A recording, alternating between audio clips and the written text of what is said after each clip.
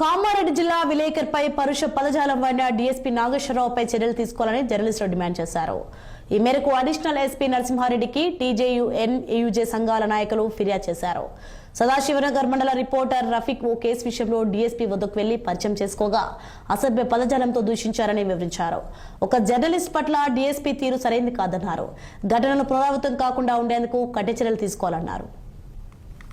నిన్న కామారెడ్డి జిల్లా సదాశివనగర్ మండలంలో రిపోర్టర్ గా విధులు నిర్వహిస్తున్న రఫీక్ అనే జర్నలిస్టు నిన్నటి రోజు కామారెడ్డి డిఎస్పీని ఫ్యామిలీ విషయంలో కలవడానికి వెళ్ళినందుకు అతనిపై కామారెడ్డి డిఎస్పీ నాగేశ్వరరావు దుర్భాషలాడుతూ అసలు ఎవర్రా నువ్వు, ఎందుకు వచ్చావు, ఏంటి అనే పదాలతో అసభ్య పదాలతో దూషించాడు.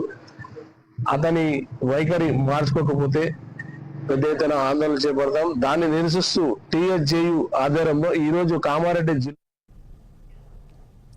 ఏపీలో వైసీపీని క్షేత్రస్థాయి నుంచి మరింత బలోపేతం చేస్తామన్నారు మాజీ మంత్రి కాకాని గోవర్ధన్ రెడ్డి.